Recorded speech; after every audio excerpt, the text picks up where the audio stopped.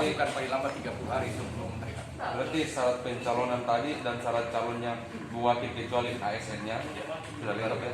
Dan itu dibuktikan dengan pemerintahan terima. Selanjutnya Pemeriksaan kesehatan.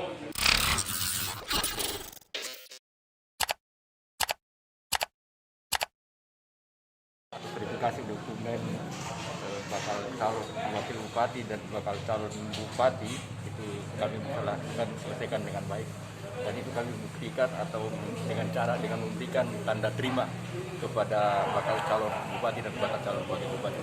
kira-kira kelengkapan tugas. Alhamdulillah semuanya lengkap, dalam artian bahwa syarat pencalonan itu sudah lengkap. Syarat pencalonan sudah lengkap. Bagaimana dengan status PNS dari Itu tadi kami sudah sampaikan kepada bakal calon bupati bahwa itu akan diberikan kesempatan untuk memasukkan paling lambat 30 hari sebelum hari H. Kapan pemeriksaan kesehatan? 30 hari sebelum hari H berupa sementara dalam proses atau SK-nya itu. Pemeriksaan kesehatannya Pak? Oh ya, pemeriksaan kesehatannya itu dilaksanakan insya Allah tanggal 18 dan 19 di PCC UAI di Makassar.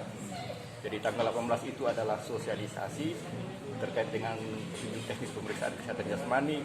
Sorenya dilanjutkan dengan pemeriksaan narkoba dari BNN melalui urin, dan besoknya tanggal 19 pemeriksaan jasmaninya dan psikotes. Ini pakai Semuanya berkas. diwahidin, dan malamnya langsung pleno dan diserahkan ke KPU kabupaten masing-masing. Ini Pak Ketua, bagaimana berkas Pak Lukman tadi, apakah sudah diterima tetap? Iya, sudah diterima. Ini dari PNS, ASN.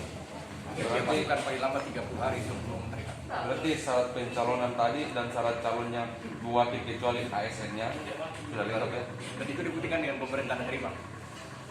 selanjutnya Pemeriksaan kesehatan. tanggal berapa?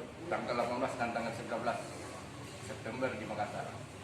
Terus calonnya tadi semua berkas kecuali yang masih ASN-nya. Sementara tapi ada terimanya syarat dalam proses dan SK diterima. SK pengunduran diri itu ada 30 hari sebelum hari H. Saya jam 10 lewat 5. Saya sebenarnya pesimis.